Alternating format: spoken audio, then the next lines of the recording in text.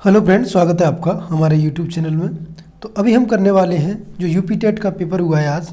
हालांकि ये paper cancel हो गया है, लेकिन फिर भी आप इसको पेपर को देखें, इसके सॉल्यूशन को देखें और आप इसके सॉल्यूशन को देख के इसके स्तर की जांच कर सकते हैं कि क्या स्तर आया है और आगे भी यही स्तर आने की संभावना रहेगी।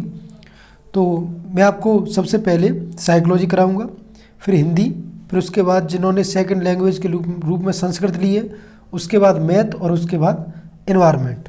तो इस प्रकार के हम इन सभी पांचों वीडियो को करेंगे। तो उससे पहले मैं आपको बता दूं, अगर आप नए हैं हमारे चैनल पर तो सब्सक्राइब जरूर कर लें और वीडियो अच्छा लगे तो लाइक ज़रूर करें। तो स्टार्ट करते हैं। देखिए क्वेश्चन नंबर फर्स्ट से। क्वेश्चन है कि निम्न में से कौन सा थॉर्नडाइक द्वारा दिया गया अधिगम का मुख्य नियम नहीं है। तो आपको पता होगा 3 नियम है, लेकिन अभिवृत्ति का कोई नियम नहीं है। तो ऑप्शन नंबर 4 इसका आंसर हो जाएगा। आप इंग्लिश और हिंदी दोनों ही देखते रहे। अगला क्वेश्चन है, देखिए कोलर तथा कुप्पा के अनुसार सीखना होता है। तो इनके अनुसार सीखना कैसे होता है? सूझ के द्वारा। तो ऑप्शन नंबर 3 इसका आंसर हो जाएगा। चलते हैं अगले क्वेश्चन की तरफ। सामाजिक निर्माणवाद के जनक कौन थे? तो इसके जनक माने जाते हैं Vygotsky. Option number 2। Question number 4 की तरफ चलते हैं। निम्न में से कौन विकास की विशेषता नहीं है? देखिए विकास की विशेषता नहीं है तो याद रखिएगा कि अनियंत्रित एवं स्वतंत्र होना ये विकास की विशेषता नहीं है। नेक्स्ट क्वेश्चन है क्वेश्चन नंबर 5। हेरेडिटी जीनियस इस बुक के लेखक कौन थे? तो इसके लेखक थे गाल्टन। Option number 2। अगला क्वेश्चन देखिए, संज्ञानात्मक संप्राप्ति का न्यूनतम स्तर है। तो इसका न्यूनतम स्तर होता है ज्ञान। ऑप्शन नंबर 2 इसका आंसर हो जाएगा। नेक्स्ट क्वेश्चन है, देखिए अपना कि सूक्ष्म शिक्षण किया अंतिम सोपान है। जो अपना सूक्ष्म शिक्षण होता है, माइक्रो टीचिंग, उसका अंतिम सोपान क्या होता है? तो उसका अंतिम सोपान होता है पुनः योजना, यानी ऑप्शन नंबर, देखिए क्वेश्चन नंबर 7 है कि सूक्ष्म शिक्षण का अंतिम सोपान क्या है? तो इसका अंतिम सोपान होता है पुनः प्रतिपुष्टि, यानी रीफीडबैक इसका लास्ट स्टेप होता है। ऑप्शन नंबर 3 इसका आंसर होगा। चलते हैं नेक्स्ट क्वेश्चन की तरफ। क्वेश्चन नंबर 8 है कि गिलफोर्ड के अनुसार अपसारी चिंतन में आवश्यक है। तो इसमें क्या आवश्यक होता है? इसमें आवश्यक होता है विचार प्रवाह। Option number 2। अगला क्वेश्चन है, देखिए मस्तिष्क उद्वेलन विधि के प्रतिपादक कौन है? तो इस विधि के प्रतिपादक है ऑसबॉर्न। ऑप्शन नंबर 2 अपना आंसर हो जाएगा यहाँ पे। क्वेश्चन नंबर 10 की तरफ चलते हैं। प्रासंगिक अंतर्बोध परीक्षण, जिसको अपन TAT भी कहते हैं, से कौन संबंधित है? तो देखिए ये मॉर्गन और मुर्रे दोनों ने दी थी, तो इसलिए ऑप्शन नंबर 3 इसका आंसर हो जाएगा। क्वेश्चन नंबर 11 की तरफ चलते हैं कि सृजनात्मक चिंतन की प्रथम अवस्था कहलाती है। तो प्रथम अवस्था कौन सी कहलाती है? तो ये कहलाती है आयोजन, यानी प्रिपरेशन ही प्रथम अवस्था मानी जाती है। ऑप्शन नंबर 1 इसका आंसर हो जाएगा। क्वेश्चन नंबर 12 पे चलते हैं कि उद्दीपक अनुक्रिया सिद्धांत का प्रतिपादन किसने किया था? अगर आपको पता हो, SR जो सिद्धांत देने वाले थे, तो इनमें से कोई नहीं है। ऑप्शन नंबर 4 इसका आंसर हो जाएगा, क्योंकि पावलव ने SR सिद्धांत दिया था। ठीक है। नेक्स्ट क्वेश्चन है, देखिए क्वेश्चन नंबर 13। क्वेश्चन नंबर 13 को देखते हैं। कौन से कारक अधिगम को प्रभावित करते हैं? देखिए व्यक्तिगत कारक भी करते हैं, वातावरणीय कारक भी करते हैं और सामाजिक कारक भी करते हैं। इसलिए इस क्वेश्चन का आंसर अपना 4th नंबर हो जाएगा, उपयुक्त सभी। चलते हैं नेक्स्ट क्वेश्चन की तरफ कि बहुबुद्धि का सिद्धांत किसने दिया था? काफ़ी इजी क्वेश्चन है, आपको पता होगा। गार्डन ने इस सिद्धांत को दिया था, बहुबुद्धि सिद्धांत। क्वेश्चन नंबर 15 पे चलते हैं। स्पीयरमैन ने दिया, तो याद रखिएगा स्पीयरमैन ने बुद्धि का द्विकारक सिद्धांत दिया था। Option number 1। क्वेश्चन नंबर 16 को करते हैं। प्रोजेक्ट विधि संबंधित है। तो आपको पता होगा किलपैट्रिक के द्वारा दी गई थी प्रोजेक्ट विधि, इसीलिए ये किलपैट्रिक से रिलेटेड है। Question number 17। पाठ योजना में छात्र के पूर्व अधिगम से संबंधित है। पूर्व अधिगम से संबंधित क्या होती है? तो वो होती है प्रस्तावना। Option number 2। क्वेश्चन नंबर 18 देखिए, गलत वाक्य को चुनें। आपको इसमें से गलत वाक्य चुनना है। तो देखिएगा, छात्र सबसे अच्छा स्वाभाविक वातावरण में सीखते हैं, ये बात सही है। छात्र सबसे अच्छा करके सीखते हैं, ये भी बात सही है। फिर है कि छात्र सबसे अच्छा खेल खेल में सीखते हैं, ये भी बात सही है। छात्र सबसे अच्छा नियंत्रण वातावरण में सीखते हैं, ये बात गलत है। वो हमसे गलत ही पूछ रहा था, तो ऑप्शन नंबर 4 इसका आंसर हो जाएगा। चलते हैं नेक्स्ट क्वेश्चन की तरफ। अगला क्वेश्चन है देखिए कि संविधान के किस संशोधन से शिक्षा के अधिकार पर बल दिया गया? तो ये था 86वां संविधान संशोधन। अगला क्वेश्चन है देखिए,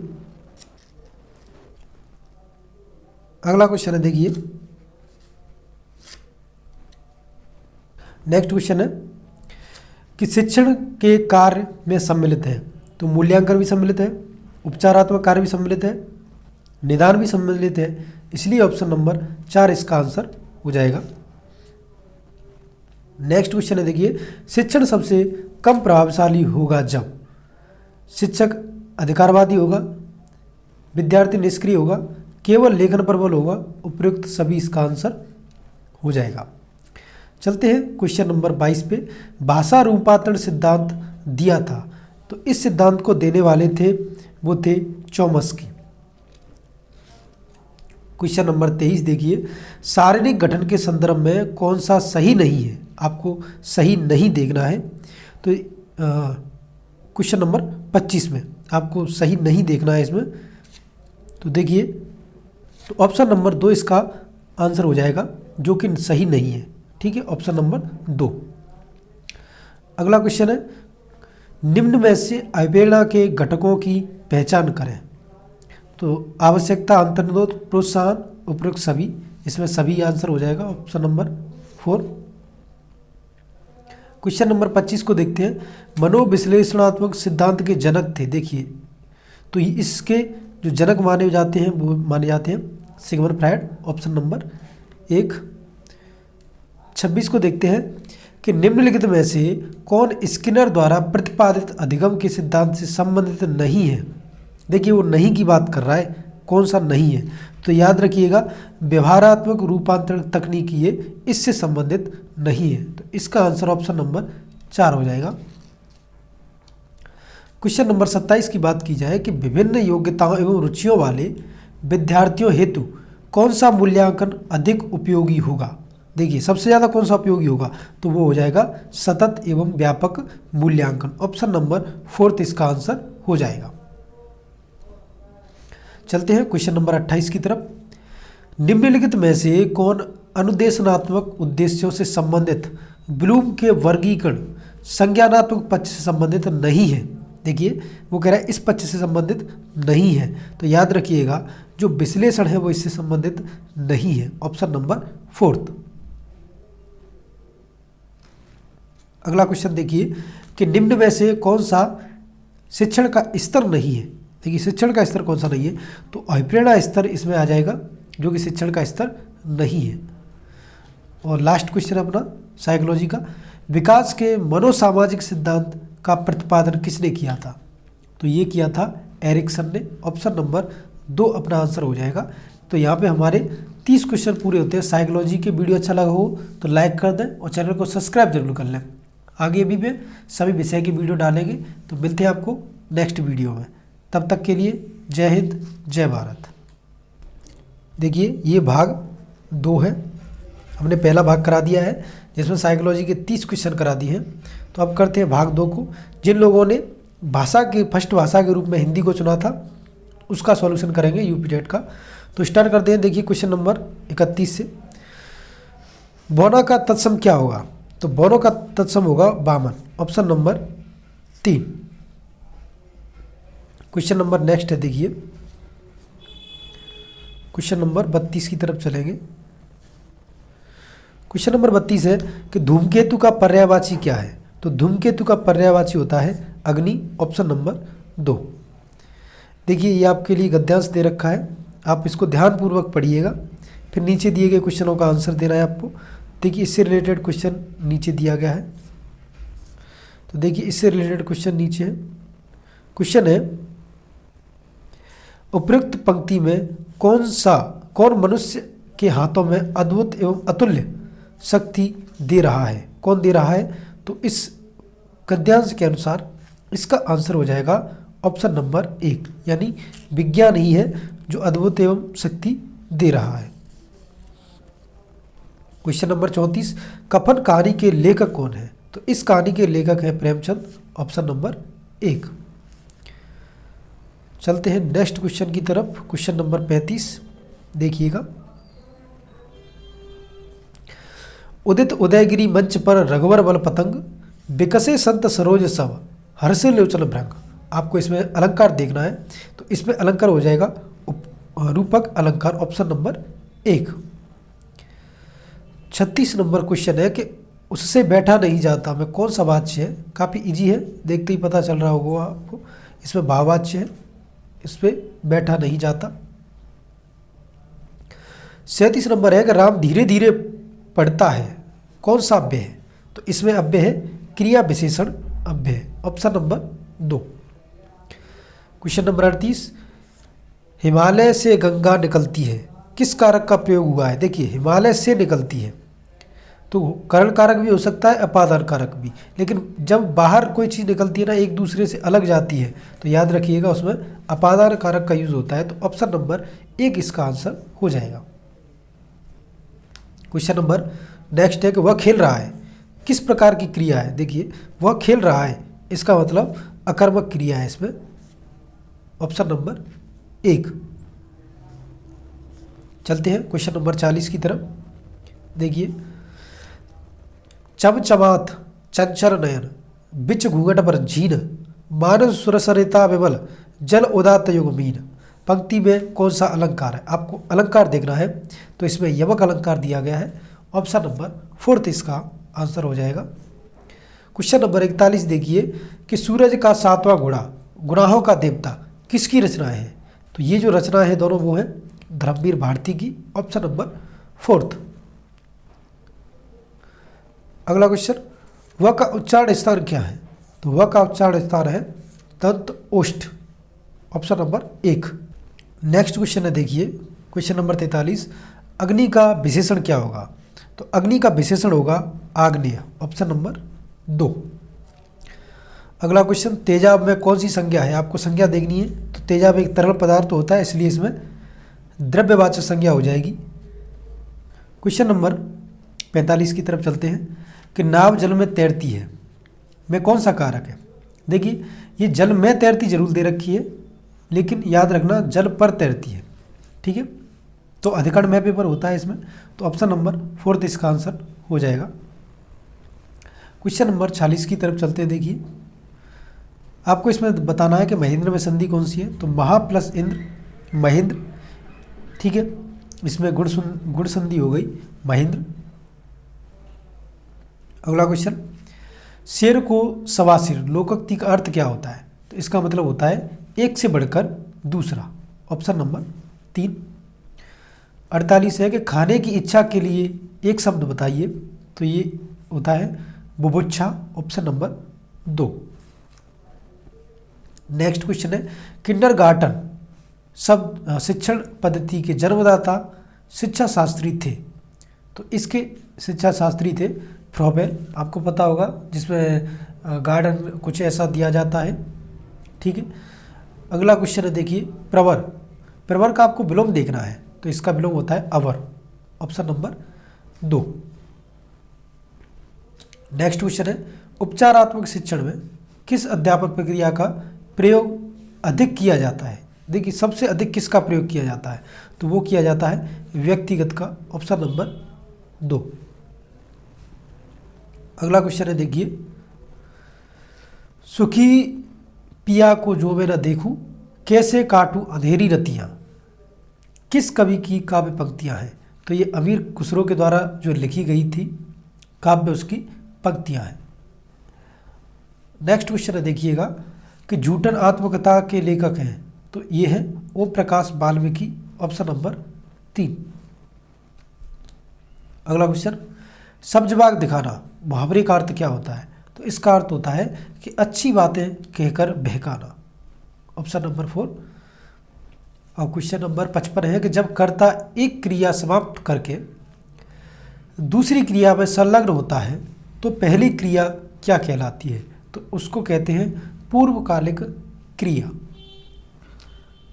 56 नंबर को देखते हैं कि फूले काश सकल मय हाई, जरु वर्षा ऋतु प्रकट बुढ़ाई। इस काव्य पंक्तियों में कौन सा अलंकार है? आपको अलंकार देखना है। तो इसमें अलंकार है उत्प्रेक्षा अलंकार, ऑप्शन नंबर 1। नेक्स्ट क्वेश्चन की तरफ चलेंगे। देखिए 57, घर पहाड़ और नदी किस संज्ञा भेद के अंतर आएंगे? तो ये पता होगा आपको, जातिवाचक संज्ञा के अंतर आएंगे, ऑप्शन नंबर 2। नेक्स्ट क्वेश्चन है उसने कुछ नहीं खाया में कुछ किस सर्वनाम का बोधक है? तो कुछ है अनिश्चय सवाचक सर्वनाम का बोधक। अगला क्वेश्चन, निगमन प्रणाली का प्रयोग किस प्रकार के शिक्षण में होता है? तो इसका प्रयोग होता है व्याकरण शिक्षण प्रणाली में। और लास्ट क्वेश्चन है अपना कि आपका तत्सम क्या होगा? तो आपका तत्सम होगा आत्मा, ऑप्शन नंबर 3। यहाँ पे हमारे हिंदी के 30 क्वेश्चन पूरे होते हैं जिन्होंने लैंग्वेज फर्स्ट के रूप में हिंदी लिया था। तो वीडियो अच्छा लगा तो लाइक कर देना और चैनल को सब्सक्राइब जरूर कर लेना। नेक्स्ट वीडियो में मिलते हैं, ठीक है। हेलो फ्रेंड्स, तो ये है भाग 3 जिसमें हम 2 भाग कर चुके हैं, साइकोलॉजी और हिंदी। अब जिन लोगों ने संस्कृत को सेकंड भाषा के रूप में लिया था, तो उसमें जो भी 30 क्वेश्चन आए थे उनको हम सॉल्व करेंगे। और इससे पहले हम हिंदी और साइकोलॉजी करा चुके हैं। अगर आपने वो वीडियो नहीं देखे हैं तो आप नीचे डिस्क्रिप्शन में जाके देख सकते हैं। तो स्टार्ट करते हैं। देखिए क्वेश्चन नंबर 61 से। क्वेश्चन नंबर 61 है, देखिए कि व्याकरण शिक्षण की प्रमुख विधि है, मुख्य विधि कौन सी है? तो वो है आगमन और निगमन। क्वेश्चन नंबर 62 की तरफ चलते हैं। देखिए कि कक्षा के बच्चों को उनकी अवधारणा को बदलने में आप किस प्रकार सहायता करेंगे? तो हम क्या करेंगे, अवधारणाओं के बारे में बच्चों को अपनी समझ को व्यक्त करने के अवसर देंगे, यानी ऑप्शन नंबर 4 अपना आंसर हो जाएगा। नेक्स्ट क्वेश्चन है मातृभाषा सीखने का स्वाभाविक क्रम क्या होता है? तो आपको पता होगा L, उसके बाद S, फिर उसके बाद R और उसके बाद W, यानी लिसनिंग, स्पीच, रीड और राइट। तो ऑप्शन नंबर 3 इसका आंसर हो जाएगा, सुनना, बोलना, पढ़ना और लिखना। नेक्स्ट क्वेश्चन है देवता शब्द है। देखिए देवता शब्द हिंदी में तो होता है पुल्लिंग, लेकिन ये संस्कृत में पूछा हुआ है इसलिए स्त्रीलिंग हो जाएगा इसका आंसर, ऑप्शन नंबर 2। अगला क्वेश्चन, 53 को संस्कृत में कहते हैं तो इसको कहा जाता है त्रैपंचाशत, ऑप्शन नंबर 1। क्वेश्चन नंबर 66 की तरफ चलेंगे। देखिए पाठ्य पुस्तक प्राय अप्रौढ़ छात्र के लिए लिखी जाती है, यह कथन किसका है? तो यह कथन है क्रॉनबैक का, ऑप्शन नंबर 3। नेक्स्ट क्वेश्चन है, देखिएगा कि दंडान्वय प्रणाली किस शिक्षण के लिए उपयुक्त है? तो आपको पता होगा ये व्याकरण शिक्षण के लिए सबसे ज़्यादा, जी सही है बिल्कुल, ऑप्शन नंबर 1 ही इसका आंसर हो जाएगा, व्याकरण शिक्षण के लिए। क्वेश्चन नंबर 68 पर चलते हैं कि मौखिक भाषा शिक्षण की प्रत्यक्ष विधि है, तो वो होगी जाएगी भाषण। प्रत्यक्ष विधि की बात की जा रही है, वो भी मौखिक भाषा में। क्वेश्चन नंबर 69 पे चलेंगे कि कुट्टिम शब्द का अर्थ है, तो कुट्टिम शब्द का अर्थ होता है कूटना, ऑप्शन नंबर 1। क्वेश्चन नंबर 70 की तरफ चलेंगे कि 55 को संस्कृत में क्या कहेंगे? तो इसको कहेंगे पंचपंचाशत, ऑप्शन नंबर 2। अब देखिए 71 नंबर क्वेश्चन कि निम्नलिखित में से कौन सी जो कृति है महाकवि कालिदास विरचित नहीं है, मतलब महाकवि कालिदास ने इसको नहीं लिखा है? तो अभिज्ञान शाकुंतलम को लिखा है, विक्रम उर्वशी को लिखा है और मालविकाग्निमित्रम को भी लिखा है। तो ऑप्शन नंबर 3 इसका आंसर हो जाएगा, जो कि नहीं लिखी गई है। अगला क्वेश्चन है, देखिए कि श्री शब्द प्रथमा विभक्ति एक वचन, तो ये हो जाएगा ऑप्शन नंबर 1 इसका आंसर हो जाएगा श्री, इसमें विसर्ग लगे होते हैं। चलेंगे नेक्स्ट क्वेश्चन की तरफ। देखिए अगला क्वेश्चन है, अहम शिशु पश्यामी को कर्म वाच्य में परिवर्तन करने पर रूप प्राप्त होगा। तो इसका प्राप्त होगा मया शिशु दृश्यते, यानी ऑप्शन नंबर 1। अगला क्वेश्चन, पाणिनि मुख प्रचालयति में पाणिनि कारक है, तो जो पाणिनि है यहाँ पे वो कर्ता कारक के रूप में यूज हुआ है। अगला क्वेश्चन 75 नंबर, अनुस्वार का उच्चारण स्थान है, तो आपको पता होगा नासिका होता है अनुस्वार का उच्चारण स्थान। क्वेश्चन नंबर 76, सार्किंग प्लस जय का संधिकृत रूप क्या होगा। तो इसका संधिकृत रूप हो जाएगा ऑप्शन नंबर 1। क्वेश्चन नंबर चलेंगे 77 की तरफ। उपकृष्टम, आपको समास देखना है इसमें, तो काफ़ी इजी है, अव्ययीभाव समास हो जाएगा इसमें। नेक्स्ट क्वेश्चन, निम्न में से कौन उपसर्ग है। देखिए आपको इसमें से उपसर्ग देखना है, तो उपसर्ग हो जाएगा इसमें ऑप्शन नंबर 2। दुर है वो इसमें उपसर्ग है। नेक्स्ट क्वेश्चन, अव्यय शब्द नहीं है। देखिए तो नृप है वो अव्यय शब्द नहीं है, यहाँ पे ये संज्ञा है, तो ऑप्शन नंबर 4 इसका आंसर हो जाएगा। नेक्स्ट क्वेश्चन है, शतक त्रय की रचनाकार कौन है। तो ये लिखी गई थी भर्तहरि के द्वारा। 81, 13 को संस्कृत में कहेंगे, तो इसको कहेंगे त्रयोदश, ऑप्शन नंबर 3। अब देखिए ये गद्यांश दिया गया है जिसको आपको पढ़ना है और उसके अनुसार क्वेश्चन के आंसर देने हैं। तो देखिएगा अगला क्वेश्चन है कि दिलीप कस्या सेवाम अकरोत। तो दिलीप कस्या सेवाम अकरोत, इसका आंसर हो जाएगा वैशिष्ट्यस्य, यानी ऑप्शन नंबर 1। आपको गद्यांश पढ़ के इसके आंसर काफ़ी इजी लगेंगे। अगला क्वेश्चन है, राजा गांव प्रतिरम कुत्र अनयत। तो कुत्र अनयत, तो वनम, ऑप्शन नंबर 2। अगला क्वेश्चन है, देखिए कि दिवस शब्द के सप्तमी विभक्ति बहुवचन रूप है। तो इसका सप्तमी विभक्ति बहुवचन रूप हो जाएगा दिवसेषु, ऑप्शन नंबर 4। 85 को देखते हैं कि नदी शब्द के प्रथमा विभक्ति एक वचन रूप निम्न में से कौन है। तो याद रखिएगा इसका प्रथमा विभक्ति एक वचन रूप है वो है नदी, इसमें विसर्ग लग रहे हैं। क्वेश्चन नंबर 86, पितृ शब्द का पर्यायवाची शब्द निम्न में से कौन सा नहीं है। तो याद रखिएगा ऑप्शन नंबर 1 इसका आंसर हो जाएगा, क्योंकि पितृव्य का मतलब होता है पिता के समान और ये होता है चाचा का बीज। तो ऑप्शन नंबर 1 इसका आंसर हो जाएगा। अगला क्वेश्चन है क्वेश्चन नंबर 87। देखिएगा, कोयल को संस्कृत में कहते हैं, तो कोयल को कहते हैं पिक, ऑप्शन नंबर 4।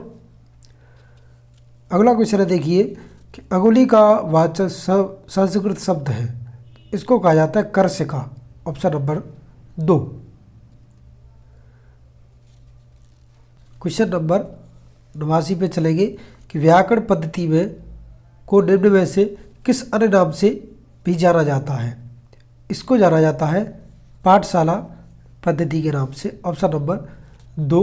और यहाँ पे हमारे संस्कृत का लास्ट क्वेश्चन चलता है कि निम्न में से कौन सा वाणी का रूप नहीं है। देखिए वाणी का रूप नहीं है, तो आपको पता होगा परा पश्यंती वेखरी तो है, लेकिन जो उत्तमा है वो नहीं है।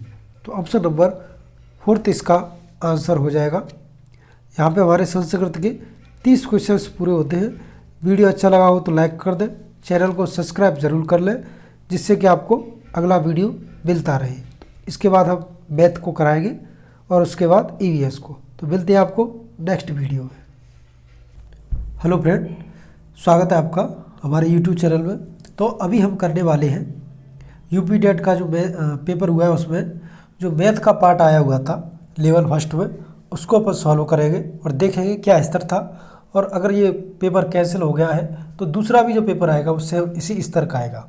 और इससे पहले मैं आपको बता दूं, हम साइकोलॉजी, हिंदी और संस्कृत के सॉल्यूशन डाल चुके हैं। अगर आपने वो नहीं देखे हैं तो डिस्क्रिप्शन में जाके लिंक पे जाके ज़रूर देख लें।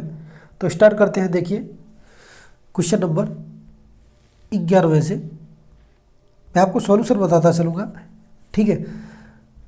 देखिए 15 मजदूर एक सड़क को 48 घंटे में बनाते हैं, तो उसी काम को 30 घंटे में करने के लिए कितने मजदूरों की आवश्यकता होगी। आपको MDH का फॉर्मूला याद होगा, तो उससे करेंगे 15 गुणा 18 बराबर 30 गुणा M। इससे इसको काट दिया 2 बार और इससे इसको काट दिया, तो ये आ जाएगा M बराबर 24। तो ऑप्शन नंबर 2 इसका आंसर हो जाएगा। क्वेश्चन नंबर 92 देखिए, वह न्यूनतम अंक x जिसके लिए संख्या इसको 11 से विभाज्य हो।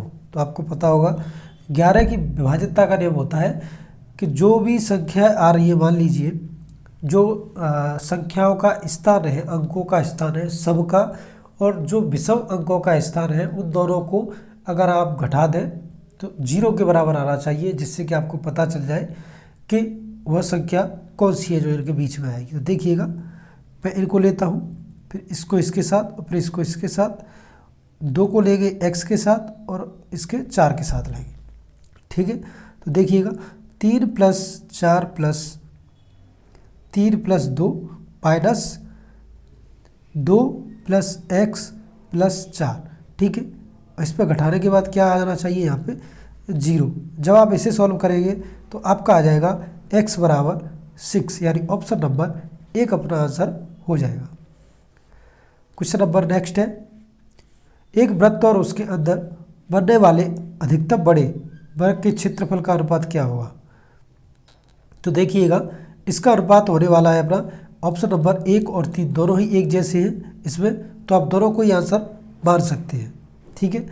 मेरे ख्याल से ऑप्शन नंबर 1 इसका आंसर होना चाहिए। अगला क्वेश्चन है, देखिएगा ये है 1027/10। इसको ऐसे भी लिख सकते हैं, P/Q के न्यूनतम रूप में व्यक्त किया जाए तो Q का मान कितना होगा। तो देखिए, अगर इसको P/Q के रूप में लिख दिया जाए तो Q का जो मान होगा वो कितना हो जाएगा 10, जिससे कि इस पूरी वैल्यू का मान कितना हो जाएगा न्यूनतम, इसलिए ऑप्शन नंबर 2 अपना आंसर हो जाएगा। चलते हैं क्वेश्चन नंबर नेक्स्ट की तरफ। देखिएगा क्वेश्चन नंबर 95 देखिए, 600 साधारण ब्याज की दर से 4 वर्ष में 720 रुपये हो जाते हैं। यदि ब्याज की दर 2% बढ़ा दी जाए तो यह दर कितना होगा। कुछ नहीं करना है, सिर्फ फॉर्मूला लगाना है आपको। आपको पता होगा ऐसा ही बराबर P/100 होता है, इसमें P मूल दर होता है, T टाइम होता है, R रेट होता है। तो इस प्रकार अपन यहाँ पे वैल्यू रख देंगे। देखिए, अगर इसको इसमें से घटा देंगे तो ये 120 तो क्या आ जाएगा ऐसा ही, ठीक है। और ये P दे रखा है 600 और T 4 है, R अपन को निकालना है 100। तो यहाँ से अपना जो R आ जाएगा सॉल्यूशन हो गए, वो अपना R आ जाएगा यहाँ पे 5%, ठीक है। फिर 2% बढ़ा दिया जाए तो ये कितना हो जाएगा 7%। अब क्या करना है आपको, इस 7% पे ब्याज निकालना है, ठीक है। तो ऐसा ही निकालेंगे। देखिए, वही 600 मूल दर है, T है 4 वर्ष, ये 7% हो गया, ठीक है, और बट्टे 100। तो यहाँ से जो ऐसा ही निकल के आ जाएगा अपना, ऐसा ही निकल के आ जाएगा 168, ठीक है। और इसको जब अपन मूल दर में जोड़ देंगे तो ये हो जाएगा 768। ऑप्शन नंबर 2 इसका आंसर हो जाएगा, ठीक है। नेक्स्ट क्वेश्चन है, देखिए कि निम्न में से कौन सा सही नहीं है। तो आपको इसमें से सही नहीं देखना है, तो ऑप्शन नंबर 3 हो जाएगा कि 2 अपरिमेय संख्याओं का योग एक अपरिमेय संख्या होती है। नेक्स्ट क्वेश्चन है 97, कोई संख्या अपने 20% से 60 अधिक है तो वह संख्या है। आप ऑप्शन चेक कर सकते हैं इसमें से, अगर ऑप्शन चेक करेंगे तो क्वेश्चन जल्दी होने की संभावना हो जाएगी। जैसे मान लीजिए ऑप्शन 4 उठा लीजिए, 75 का 20%। देखिए, अगर आप 75 का 20% निकालेंगे तो ये कितना निकल के आएगा आपका, 75 का 20% यानी 15 निकल के आ जाएगा। ये इसको इससे काटेंगे तो 15 निकल के आ जाएगा। और देखिए, अगर 75 में से आप 15 घटाते हैं तो आपका कितना आ जाएगा 60। वो वही कह रहा है कि कोई संख्या अपने 20% से 60 अधिक है, तो 60 अधिक है, इसका मतलब ऑप्शन नंबर 4 इसका आंसर हो जाएगा। नेक्स्ट क्वेश्चन है संख्या 3070 के सर्वाधिक निकट 17 से पूरी तरह विभाजित होने वाली प्राकृतिक संख्या है। तो ये जो संख्या हो जाएगी वो हो जाएगी ऑप्शन नंबर 3। देखिए सबसे निकट है, इसलिए इसका और इसका अंतर कम होना चाहिए, कोई भी संख्या हो उसका अंतर कम होना चाहिए। देखिए इन दोनों का अंतर कितना है 7, और आप जब 17 को 17 से विभाजित करेंगे 3077 को तो ये पूरी तरह विभाजित हो जाएगा और अंतर भी कम रहेगा। तो ऑप्शन नंबर 3 ही इसका सही आंसर हो जाएगा। क्वेश्चन नंबर 99 की तरफ चलते हैं। देखिए क्वेश्चन नंबर 99 क्या कह रहा है कि क्रय मूल्य और विक्रय मूल्य का अनुपात इतना है तो हानि प्रतिशत क्या है। तो देखिए ये CP है, ये SP है, सामने दे रखा है 5/4। तो ये CP है, ये SP है, दोनों का अंतर कितना है 1। ठीक है, और क्या निकालना है हानि प्रतिशत। तो 1 तो आ गई हानि, नीचे क्या लिखा जाता है CP, तो CP कितना है 5 गुणा 100 कर दिया, बस इसको इससे काट दें तो 20% निकल के आ जाएगा, यानी ऑप्शन नंबर 1 इसका आंसर हो जाएगा। देखिए क्वेश्चन नंबर 100, यदि किसी घर का विकर्ण ये दे रखा है तो उसका पृष्ठीय क्षेत्रफल क्या होगा। आपको पता होगा घर का विकर्ण का फॉर्मूला होता है √3 गुणा a, जो कि दे रखा है अपना 8 गुणा √3। तो √3 से √3 कट गया, a बराबर कितना आ गया 8 आ गया, यानी भुजा कितनी आ गई अपनी 8। क्या पूछ रहा है पृष्ठीय क्षेत्रफल, और घर के पृष्ठीय क्षेत्रफल का फॉर्मूला होता है 6 गुणा भुजा स्क्वायर। तो यहाँ पे रख देंगे 6 गुणा भुजा हमारी 8 आई है तो 8 गुणा 8। जब इस पूरे को आप सॉल्व करेंगे तो ये जो आंसर निकल के आएगा अपना वो आंसर आ जाएगा 384, यानी ऑप्शन नंबर 4 इसका आंसर हो जाएगा। क्वेश्चन नंबर 101, एक वृत्त में 120 के खंड का क्षेत्रफल इतना है तो वृत्त का व्यास क्या होगा। आपको सूत्र आना चाहिए, तो इसका सूत्र होता है πr² बट्टे 360, और ये कितना दे रखा है, ये दे रखा है 66/7। अब देखिए मैं वैल्यू रखता हूँ 22/7 गुणा पाई का मान रख दिया। अब आर का मान निकालना है तो r² ही रख देंगे यहाँ पे, गुणा थीटा की जगह पे क्या रखना है 120/360, और बराबर में क्या दे रखा है 66/7। 7 से 7 कैंसिल, इससे ये 3 बार कैंसिल, 120 से अगर इसको काटेंगे तो 3 बार कैंसिल हो गया, तो क्या बचा ये 3 बचा और ये 3 बचा। तो यानी हमारे पास आ गया r² बराबर 9। तो r बराबर क्या आ जाएगा 3। अब वो पूछ क्या रहा है हमसे, वो पूछ रहा है व्यास, इसका मतलब 2r अपन को निकालना है, तो ये कितना हो जाएगा 6, तो 6 इसका आंसर हो जाएगा, ऑप्शन नंबर 4। क्वेश्चन नंबर 102, यदि किसी वर्ग के विकर्ण को दुगना कर दिया जाए तो क्षेत्रफल क्या होगा। देखिए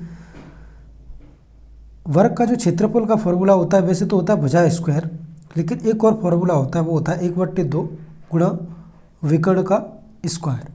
ठीक है, ये भी होता है। तो वो कह रहा है कि विकर्ण को दुगना कर दिया जाए, तो अगर विकर्ण को 2r कर दिया जाए, 2a कर दिया जाए तो फिर क्षेत्रफल क्या हो जाएगा, तो क्षेत्रफल 4 गुना हो जाएगा, क्योंकि यहाँ पे ये 4a² हो जाएगा।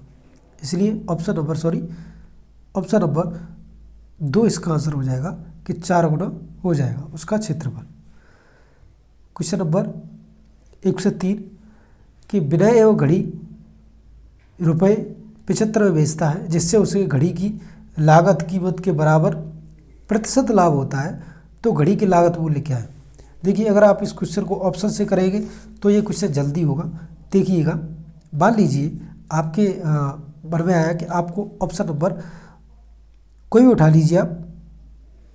देखिएगा, मान लीजिए आपने उठाया ऑप्शन नंबर 4, ठीक है, ये उठा लिया। तो वो कह रहा है कि जो लागत मूल्य है ना उसी के बराबर उसको लाभ होता है। मान लीजिए लागत मूल्य आपने 50 उठा लिया, उसको लाभ कितना हुआ 50 का ही। अगर उसको 50 रुपये 50 का लाभ हो रहा है तो उसका विक्रय मूल्य आपके अनुसार कितना होना चाहिए, 150% ही तो होना चाहिए ना। तो इससे जब इसको काटेंगे आप तो ये आ जाएगा 75 रुपये। तो यही तो विक्रय मूल्य है, ये दे रखा है, इसका मतलब ये विक्रय मूल्य और ये विक्रय मूल्य सेम हो गए। इसका मतलब ऑप्शन नंबर 4 अपना आंसर हो जाएगा। यानी लागत मूल्य अगर 50 मान लिया है अपना, तो लाभ होगा तो विक्रय मूल्य क्या होगा, लाभ मान ली लागत मूल्य 50 रुपये है तो लाभ क्या हो जाएगा 50%। तो विक्रय मूल्य कैसे निकालेंगे, क्रय मूल्य गुणा लाभ जो परसेंट होता है उसमें 100 जोड़ देंगे तो वही आ जाएगा विक्रय मूल्य। विक्रय मूल्य 75 आ रहा है, वो सिर्फ इसी ऑप्शन से आ रहा है, इसलिए ऑप्शन नंबर 4 इसका आंसर हो जाएगा। क्वेश्चन नंबर 104, यदि दो वृत्तों के केंद्रों के बीच की दूरी उनकी त्रिज्याओं के योग से कम है तो दोनों वृत्त हैं। देखिए मान लीजिए ये कोई वृत्त है, ठीक है। अब वो कह रहा है कि इन दोनों के जो वृत्तों के जो केंद्र की दूरी है ना, ये वाली वो क्या है, इनकी जो त्रिज्या है ना, इनकी त्रिज्याओं के योग से कम है, यानी R1 + R2 is greater than, यहाँ से मान लीजिए यहाँ तक की दूरी मान लीजिए D, ठीक है। अगर ऐसा है तो इसका मतलब है कि वो आपस में प्रतिच्छेद कर रहे हैं, यानी ऑप्शन नंबर 3। क्वेश्चन नंबर 105, अंक विन्यास ये जो दिया गया है उसकी विलुप्त संख्या देखनी है। तो देखिए 1 के बाद 2 है, 2 के बाद 3 आएगा और 3 के बाद 4 आएगा। यहाँ 5 आया है, 5 के बाद 10 आया है, 10 के बाद 15 आया है और 15 के बाद 20 आया है।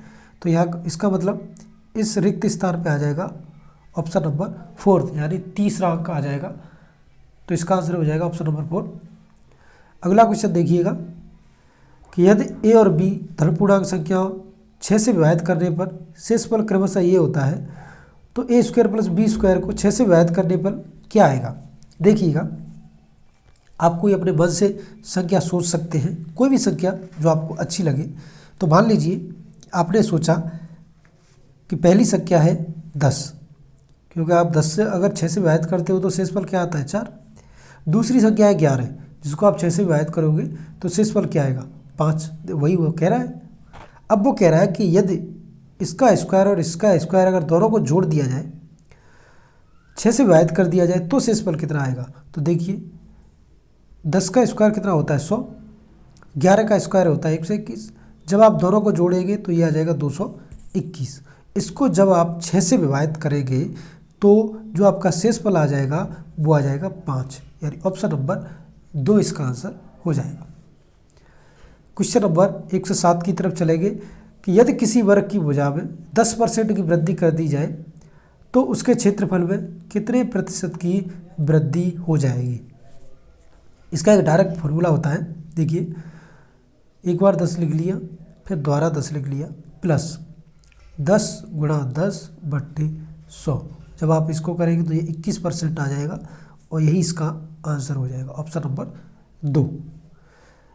108 की तरफ चले कि बौहड़ की 5 वर्ष पूर्व उम्र तथा 9 वर्ष बाद उम्र का गुणनफल अगर 15 है तो बौहड़ की वर्तमान आयु कितनी है। मान लीजिए कि वर्तमान आयु उसकी x है, ठीक है। आपने x मान ली, 5 वर्ष पूर्व क्या होगी उसकी, तो x - 5 हो जाएगी, और 9 वर्ष बाद क्या होगी तो वो x + 9 हो जाएगी। और वो कह रहा है कि जब इन दोनों का आप गुणा कर देते हैं तो वो कितना आ जाता है 15। अगर आप इसको सॉल्व करेंगे तो बहुत टाइम लगेगा। आप ऑप्शन उठाइए, मान लीजिए कि आपने इसमें ऑप्शन उठाया ऑप्शन नंबर 4, 6 को उठा लिया। अगर आप यहाँ पे 6 रखेंगे x की जगह पे तो ये तो आ जाएगा 1, और अगर यहाँ रखेंगे 6 की जगह पे तो ये हो जाएगा 15। और जब दोनों का गुणा करेंगे तो वो 15 आ रहा है, यानी हमारा ऑप्शन सेटिस्फाई कर गया है, इसीलिए ऑप्शन नंबर 4 इसका आंसर हो जाएगा। क्वेश्चन नंबर 109, ये आपको दिया गया है 0.6 इसकी घात है, तो आपको इसका सॉल्यूशन देखना है कि आपको इसका सॉल्यूशन कितना होगा। देखिएगा अगर आप ध्यान से देखें तो 0.000032 इसकी घात है, 6/10 भी लिख सकते हैं। इसको काटेंगे तो ये 3/5 हो जाएगा। तो आप तो ये मान के चलिएगा 0.00032 यानी 32 की घात है वो अपनी 3/5। और जब 1/5 अगर किसी घात को सॉल्व करेंगे इस 32 की को तो वो आ जाएगा अपना 0.2, और 0.2 का आपको क्या करना है क्यों करना है, तो इसलिए इसका आंसर हो जाएगा 0.008, यानी ऑप्शन नंबर 2 इसका आंसर हो जाएगा। क्वेश्चन नंबर 110 की तरफ चले, यदि संख्याओं में 5x9 और 327 और 2/8 को योग यदि इतना है तो x का महत्तम संभव मान क्या है। आपको कुछ नहीं करना है। देखिए 5x9 ये लिख लिया, फिर 327 ये भी लिख लिया, और 2/8 8 लिख लिया। इसके नीचे जो दिया गया है उसको लिख लेंगे, जैसे 4th यहाँ दिया है 1 1 और 1। देखिए इसको इसमें जोड़ा, इसको इसमें जोड़ा, तो ये हो गए 24। तो 24 का 4 लिख लिया। कैरी कितना हो गया 1। अब देखिए एक्स यहाँ पे हमने क्या लिखना है, वो कह रहा है कि महत्तम संभव मान, यानी सबसे बड़ा मान लिखना है। अगर मान लीजिए बाई की जगह पे मैं 0 मान लूँ और अगर 0 के साथ 2 जोड़ दूँ तो कितना हो जाएगा 2। अब एक्स की जगह पे मैं कुछ ऐसा लिख दूँ कि जिसमें 1 जोड़ के और यहाँ पे 11 आ जाए, यानी 1 आ जाए। तो याद रखिएगा यदि ये 2 है यहाँ पे मैं 0 मान लूँ तो ये हो जाएगा टोटल मिला के 2, और 2 में अगर मैं 8 जोड़ दूँ तो वो हो जाएगा 10, और 10 में अगर यहाँ पे 1 जोड़ दिया है तो वो हो जाएगा 11। तो 11 का यहाँ पे 1 हो जाएगा और 1 हो जाएगा कैरी। ठीक है, अब 5 में जोड़ देंगे 3 तो 8, 8 में 2 जोड़ेंगे तो 10, और 1 कैरी का, तो ये भी 11 हो जाएगा। तो इसका मतलब x का अगर सर्वाधिक अगर कोई मान ले सकते हैं तो वो ले सकते हैं अपन 8, यानी ऑप्शन नंबर 2। अगले क्वेश्चन की तरफ चले। देखिए परमेय संख्या 0/-5 संख्या से बड़ी परमेय संख्या देख रही है आपको। तो इसमें क्या होगी, देखिए अगर आप बिंदु लेंगे 0, तो इसके बाद 1 आएगा, इसके बाद 2 आएगा, इधर चलेंगे तो -1 आएगा, -2 आएगा, ऐसा आएगा। तो अगर आप 0 में किसी चीज़ का भाग दे रहे हैं तो आपको पता होगा 0 ही आना है उसका भाग। अगर वो बड़ी परमेय संख्या पूछ रहा है, इसका मतलब 0 से इधर चलना है अपन को। तो देखिएगा ऑप्शन नंबर 2 को उठाइएगा, 3/8 है। अगर आप इसमें भाग देंगे तो ये आ जाएगा 0 पॉइंट समथिंग आएगा, यानी पॉइंट भी तो आ रहा है और पॉइंट आ रहा है, तो इधर आ रहा है, इधर आ रहा है, तो मतलब 0 से बड़ा आ रहा है। इसका मतलब ऑप्शन नंबर 2 इसका आंसर हो जाएगा -3/-8। चलेंगे 1 से 12 की तरफ। दो संख्याओं का लस और मस का गुणनफल इतना दिया गया है और उनके बीच का अंतर ये है, तो वह संख्या कौन सी होगी। देखिए एल का और एच का अंतर दे रखा है 10। देखिए सभी संख्याओं में 10 अंतर दे रखा है, तो कोई दिक्कत नहीं है। दूसरा दे रखा है कि दोनों संख्या लस और मस का अगर गुणनफल है वो कितना है, इतना है। तो याद रखिएगा जब आप इन संख्याओं का लस निकालेंगे, ठीक है, तो लस आ जाएगा 168 और मस निकालेंगे तो वो आ जाएगा 2, और जब आप इन दोनों का गुणा करेंगे तो वो आ जाएगा 336। ये सिर्फ एक ही ऑप्शन मैच कर रहा है और वो ऑप्शन नंबर 2, इसीलिए इसका आंसर ऑप्शन नंबर 2 हो जाएगा। चलते हैं क्वेश्चन नंबर 113 की तरफ। देखिए संख्या से विभाज्य है, तो मान लीजिए आप 6 की पावर 61 कॉमन ले लीजिए, तो यहाँ पे क्या बचेगा 1। अब यहाँ से 61 आपने 4 की पावर 61 अगर कॉमन ले लिया तो याद रखिएगा यहाँ पे क्या बचा 4, फिर यहाँ पे क्या बचेगा 4 पावर 2 और फिर यहाँ पे बचेगा 4 की पावर 3। जब आप इन सब को जोड़ लेंगे, टोटल कर लेंगे इन सब का, तो इन सब का टोटल आ जाएगा अपना, मान के चलिएगा इन सब का टोटल आ जाएगा। देखिएगा 1 + 4 5, 5 और ये कितना हो गया 16, तो 5 और 16 कितना हो गया 21, 21 और ये कितना हो गया 64, 21 64 अपना हो गया 85। जब 85 को आप भाग देंगे तो देखिएगा 17 से पूरी बार विभाजित हो रहा है 85, तो ऑप्शन नंबर 3 अपना आंसर हो जाएगा। क्वेश्चन नंबर 114 की तरफ चलेंगे कि ये जो संख्या दी गई है से अगर 5 घंटे और 58 मिनट पहले क्या समय था। तो देखिएगा अगर आप इनमें से किसी में भी अगर 5 घंटे और 58 अगर मिनट जोड़ेंगे तो ये क्या आ जाएगा, ये संख्या ये वाली संख्या आनी चाहिए। तो अगर आप इसका लगभग आंसर देखेंगे तो ऑप्शन नंबर 2 होने के चांसेस हैं। ठीक है, तो ऑप्शन नंबर 2 इसका आंसर हो सकता है। अब चलेंगे क्वेश्चन नंबर 115 की तरफ। देखिएगा थोड़ा लंबा है। देखिए पाई ग्राफ दे रखा है आपके लिए और टोटल उसने कुल आय दे रखी है, देखिए 35,000। अब वो पूछ क्या रहा है आपसे, वो पूछ रहा है कि देखिएगा ईंधन और भोजन का कुल खर्च कितना है। तो आप पहले तो ईंधन देखिएगा, ईंधन का है ये रहा 10% और भोजन है 48%, दोनों का वो खर्च पूछ रहा है। तो देखिएगा टोटल जो पाई चार्ट है वो 100% पे लिया जाता है। ठीक है, तो 100 का मतलब कितना हो गया 35,000। ठीक है, तो एक का मतलब कितना हो गया 35,000 बटे 100, आपको निकालना कितना है 48, तो इसका 10 इसका कितना हो गया 58, तो 58 से कर दो इसको गुणा। और जब आप इसको गुणा करेंगे तो आपका आंसर आ जाएगा 20,300, यानी ऑप्शन नंबर 2। अगला क्वेश्चन है, देखिए क्वेश्चन नंबर 116। यदि आज 1 अप्रैल है, दिन बुधवार है, यह अधिवर्ष है, तो आज से 3 वर्ष पश्चात सप्ताह का कौन सा दिन होगा?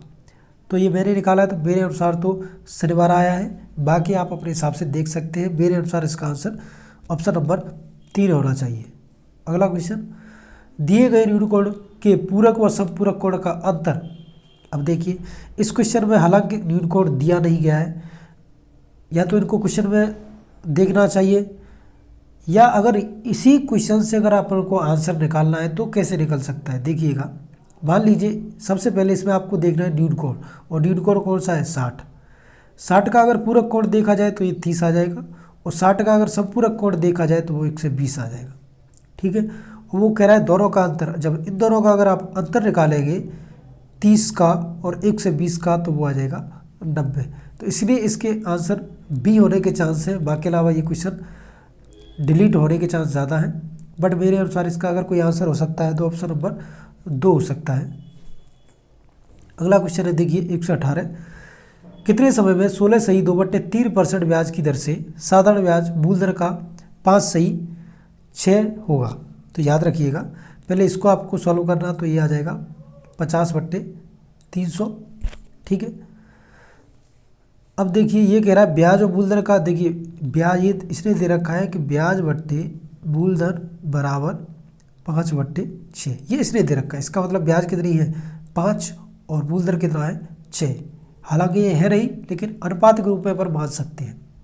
अब क्या करना है, PTR/100 फॉर्मूला लगाना है आपको। तो देखिए 5 दे रखा है, ब्याज बराबर क्या होता है PTR/100, तो P कितना दे रखा है 6, T हमको निकालना है, R कितना अपना आया था अभी 50/300/100।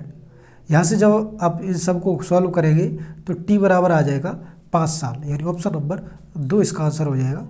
अगला क्वेश्चन, 10 रुपये दर्जन की दर से केले खरीदे और 12 रुपये के 10 केले की दर से बेचे, तो आपको लाभ प्रतिशत ज्ञात करना है। देखिएगा, पहले आप यहाँ लिखो रुपये, ठीक है, और यहाँ लिखो वस्तु। 10 रुपये के कितने में खरीदे 12, और वो कह रहा है कि 12 रुपये, यानी 12 रुपये के बेचे कितने 10।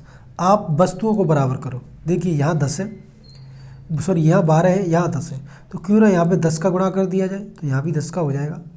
यहाँ पे जब अपन 12 का गुणा करेंगे तो यहाँ भी 12 का कर देंगे। इसका मतलब वस्तु कितनी हो गई 120, दोनों तरफ 120 वस्तु हो गई। ठीक है, अब यहाँ कितना हो गया, तो यहाँ हो गया 100, और यहाँ कितना हो गया, यहाँ हो गया 12 × 12 144, यानी विक्रय मूल्य कितना हो गया 144, और क्रय मूल्य अपना हो गया 100।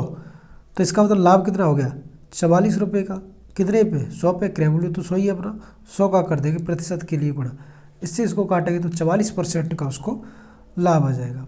और ये लास्ट क्वेश्चन अपना, यदि किसी संख्या का 30% उस संख्या के 3/4 से 63 कम है तो वह संख्या क्या है? अगर आप इस क्वेश्चन को ऑप्शन से करेंगे तो काफ़ी इजी पड़ेगा ये क्वेश्चन। देखिएगा, जैसे मान के चलिए आपने कोई भी संख्या उठा ली, इसमें से पहली संख्या उठा ली, मान लीजिए 140 उठा लिया आपने।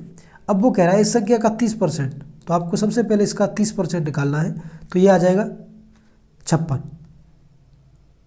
सॉरी 42 आ जाएगा, ये 42 आ जाएगा यहाँ पे। ठीक है, ये तो आ गया 42। उसी संख्या का 3/4। अब देखिए, अब आपको क्या करना है, इसी संख्या का 3/4 निकालना है। 140 का 3/4, और 3/4 निकालेंगे आप तो ये आ जाएगा 105। वो वही कह रहा है कि 30% से उस संख्या के 3/3 से कम है, 63 कम है। तो देखिए 105 से कितना कम है, देखिए 42। अगर इसको घटाते हैं तो ये कितना कम आ रहा है, ये 63 कम आ रहा है। इसका मतलब ऑप्शन नंबर अपना पहला ही आंसर हो जाएगा, ऑप्शन नंबर 1 इसका आंसर हो जाएगा। ठीक है, तो इस प्रकार हमारे मैथ के भी 30 क्वेश्चन यहाँ पे पूरे हो गए। तो अगर वीडियो अच्छा लगा हो तो लाइक कर दें और चैनल को सब्सक्राइब जरूर कर लें। इस प्रकार के वीडियो के लिए। तो मिलते हैं आपको नेक्स्ट वीडियो में जिसमें हम ईवीएस को सॉल्व करवाएंगे। तब तक के लिए धन्यवाद। हेलो फ्रेंड, स्वागत है आपका हमारे यूट्यूब चैनल में। तो अब हम करवाने वाले हैं भाग 5 को। इससे पहले हम भाग 1, 2, 3, 4 करवा चुके हैं, जिसमें फर्स्ट में हमने साइकोलॉजी कराया, सेकंड में हमने हिंदी कराया, थर्ड में संस्कृत और फोर्थ में हमने मैथ को सॉल्व कराया। ये भाग 5 है जिसमें हम ईवीएस को सॉल्व कराएंगे। तो जो यूपी टेट का अपना जो पेपर हुआ है आज, जो कि रद्द हो चुका है, लेकिन फिर भी आप इतना अंदाज़ा लगा सकते हैं कि अब की बार जो पेपर आएगा वो सेम ऐसा ही आने वाला है। तो इससे रिलेटेड आप तैयारी कर सकते हैं। तो मैं आपको बता दूं, अगर आपने हमारा चैनल सब्सक्राइब नहीं किया तो सब्सक्राइब कर लें। यूपी टेट और सी टेट से रिलेटेड हम वीडियो डालते रहते हैं। तो स्टार्ट करते हैं। देखिए क्वेश्चन नंबर 121 से देखिएगा। क्वेश्चन नंबर 121 क्या कह रहा है कि ग्रेट डिवाइडिंग रेंज निम्न में से कहाँ स्थित है। तो आपको पता होगा ये ऑस्ट्रेलिया में स्थित है। नेक्स्ट क्वेश्चन है कि दक्षिण पूर्वी यूरोप के शीतोष्ण कटिबंध घास के मैदान को कहा जाता है। तो इसको कहा जाता है स्टापीज। 123 की तरफ चलते हैं कि दक्षिण अमेरिका की सबसे ऊंची चोटी निम्न में से कौन है। तो ये आपको पता होगा कि माउंट एकांकाग्वा दक्षिण अमेरिका की सबसे ऊंची चोटी है। नेक्स्ट क्वेश्चन, निम्नलिखित में से किसमें क्लोरोफिल पाया जाता है। देखिए आपको इसमें से देखना है किसमें क्लोरोफिल पाया जाता है। तो देखिएगा ये क्वेश्चन अभी थोड़ा डाउट है, हमको भी नहीं पता इसके बारे में, और शायद नेट पे सर्च करके भी देखा लेकिन नहीं मिला इसका। तो आप इसको क्या लगा के हैं मुझे नहीं पता, बट मेरे को इसका आंसर नहीं पता। अगर मिलेगा तो मैं आपको ज़रूर बताऊंगा, और आपको पता हो तो प्लीज़ कमेंट करके ज़रूर बता दें। अगला क्वेश्चन देखिए, उत्तर प्रदेश का राष्ट्रीय पक्षी है। तो ये आपको पता होगा सारस क्रेन इसका राष्ट्रीय राज्य पक्षी है। अगला क्वेश्चन, निम्नलिखित में से कौन सा हार्मोन रक्त में कैल्शियम के स्तर को नियंत्रित करता है। तो ये नियंत्रित करता है पैराथायरॉयड, यानी ऑप्शन नंबर 1 इसका आंसर हो जाएगा। अगला क्वेश्चन, ओजोन परत किस की मोटाई मापी जाती है, किससे मापी जाती है, मतलब जो मापक यंत्र होता है वो क्या होता है, किस इकाई में मापी जाती है। तो वो है डॉप्सन इकाई, यानी ऑप्शन नंबर 1। नेक्स्ट क्वेश्चन है देखिए कि नाइट्रोजन स्थिरता करने वाले जीवाणु जड़ों में उपस्थित होते हैं। किसकी जड़ों में उपस्थित होते हैं। तो वो होते हैं दलहनों की जड़ें में। तो ऑप्शन नंबर 3 इसका आंसर हो जाएगा। अगला क्वेश्चन देखिएगा, question number 129, which is an edible fungi, यानी जो खाने योग्य कवक होते हैं वो कौन कौन से होते हैं। तो याद रखिएगा अगेरिस होता है, ऑप्शन नंबर 1 इसका आंसर हो जाएगा, वो खाने योग्य फंगी माना जाता है। 130 देखिए कि मैंग्रोव पौधे पाए जाते हैं। तो मैंग्रोव पौधे सुंदरबन डेल्टा में पाए जाते हैं, option number B. 131 number question कि आवृत बीज पौधों में निम्नलिखित में से कौन सी संरचना त्रिगुणित होती है। देखिए आपको देखना है इसमें त्रिगुणित कौन सी होती है। तो देखिएगा त्रिगुणित संरचना होती है वो होती है endosperm, option number 4। Question number 132, निम्नलिखित में से किस कुल में भित्ति लग्न बीजांडाशय पाया जाता है। तो भित्ति लग्न बीजांडाशय पाया जाता है, वो पाया जाता है ब्रैसिकेसी, ऑप्शन नंबर 1। अगला क्वेश्चन, अनोक्सी श्वसन का अंतिम उत्पाद क्या होता है। तो इसका होता है मैलिक एसिड, ऑप्शन नंबर 3। अगला क्वेश्चन, 1906 ईस्वी में मुंबई में भारतीय महिला विश्वविद्यालय की स्थापना किसने की थी। तो ये की थी D.K. कर्वे ने, option number 2। Question number 135, Puri की प्रसिद्ध रथ यात्रा संबंधित है। तो आपको पता होगा भगवान जगन्नाथ से संबंधित होती है ये यात्रा। 136, नासिक में कुंभ मेला किस नदी के तट पर लगता है। तो ये लगता है गोदावरी के तट पर। 137 नंबर की संध्या क्या था। तो इस क्वेश्चन के बारे में हमें भी डाउट है, हमें नहीं पता है कि इस क्वेश्चन का आंसर क्या है। अगर आपको पता हो तो कमेंट में जाके ज़रूर बता दें। क्वेश्चन नंबर 138, उत्तर प्रदेश राज्य विधान परिषद में कुल सदस्यों की संख्या कितनी है। तो ये है अपनी 100, ऑप्शन नंबर 1। नेक्स्ट क्वेश्चन है कि भारतीय ध्वज संहिता कब से प्रारंभ हुई, प्रभावी हुई थी? तो ये प्रभावी हुई थी 26 जनवरी 2002 से। अगला क्वेश्चन, जन गण मन के हिंदी संस्करण को संविधान सभा ने भारतीय के राष्ट्रीय गान के रूप में कब अपनाया? तो ये अपनाया गया था राष्ट्रीय गान के रूप में अपनाया गया था 24 जनवरी 1950 को। अगला क्वेश्चन कि 17वीं लोकसभा अध्यक्ष का नाम क्या है? तो पता होगा आपको, ओम बिरला है। क्वेश्चन नंबर 142 कि भारत में अंतर्राज्यीय परिषद का अध्यक्ष कौन होता है? तो ये होते हैं प्रधानमंत्री यानी prime minister, option number 3। Question number 143 निम्न में से किसे अपने कर्तव्यों के पालन के लिए भारत के कार्यपक्ष के सभी न्यायालयों में सुनवाई का अधिकार है? तो ये एक ही है और वो है भारत के महान्यायवादी, जिसको अटॉर्नी जनरल ऑफ इंडिया कहा जाता है। क्वेश्चन नंबर 144 की तरफ चलते हैं कि वह जिला जहां गंगा नदी उत्तर प्रदेश में प्रवेश करती है, तो वो जिला है अपना बिजनौर, ऑप्शन नंबर 4। अगला क्वेश्चन कि निम्न में से नदियों में कौन योग नदी की सहायक नदी नहीं है? यमुना की सहायक नदी कौन सी नहीं है? तो याद रखिएगा कि जो गंडक है वो सहायक नदी नहीं है, option number 1। Next question, Bharat की सबसे ऊंची चोटी कौन सी है? तो ये है K2 है, वो भारत की सबसे ऊंची चोटी है। क्वेश्चन नंबर 147, वह पठार जो ऑस्ट्रेलिया में स्थित है, तो उस पठार का नाम है किम्बरले, ऑप्शन नंबर 2 इसका आंसर हो जाएगा। अगला क्वेश्चन है, देखिए कि उत्तर प्रदेश का वह जिला जो बुंदेलखंड पठार का भाग नहीं है, तो वो जिला है वो है मिर्जापुर, ऑप्शन नंबर 3। अगला क्वेश्चन देखिएगा, निम्नलिखित राज्यों में से किसमें दुधवा राष्ट्रीय उद्यान स्थित है? काफ़ी इजी क्वेश्चन है ये तो, वो यूपी में स्थित है। अपना लास्ट क्वेश्चन है कि मैटूर बांध का निर्माण किस नदी पर हुआ था? तो मैटूर बांध का निर्माण कावेरी नदी पर हुआ था। तो यहाँ पर हमारे EVS के भी 30 क्वेश्चन पूरे होते हैं। और अगर आपको वीडियो अच्छा लगा है तो लाइक कर देना, चैनल को सब्सक्राइब जरूर कर लेना यूपी टेट और CTET से संबंधित सभी प्रकार के वीडियो देखने के लिए। ठीक है, तो मिलते हैं आपको नेक्स्ट वीडियो में, तब तक के लिए जय हिंद और जय भारत।